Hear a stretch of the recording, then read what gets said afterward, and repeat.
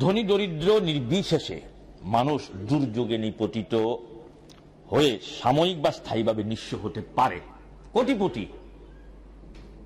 হাজার হাজার না লাখ লাখ টাকা যাকাত দিয়েছে এমন লোক শরণার্থী শিবিরে নিঃস্ব অসহায় কুড়ি ঘর ওয়ালাদের সাথে একসাথে ঘুমাতে বাধ্য হয়েছে।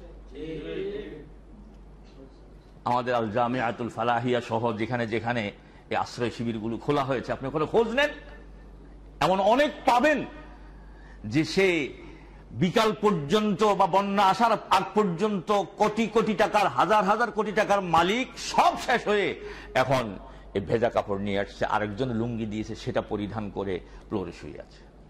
এমন কি হয়নি? ইন্নাল্লাহা আলা কুল্লি শাইইন কাদির। এর মধ্যে অনেক শিক্ষা রয়েছে।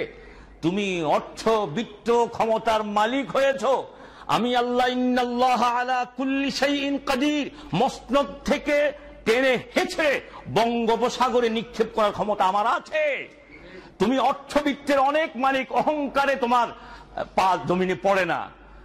গরিবদেরকে দেখলে নাক ছিটকাও, আমি আল্লাহ পারি তোমার 10 তলা ভবনের উপর থেকে, বালাখানা থেকে টেনে যাদেরকে তুমি ঘৃণা করেছ তাদের সাথে একসাথে শোয়াইতে, ওই একই খানা খাওয়াইতে আমি পারি। পারেন কি পারেন না?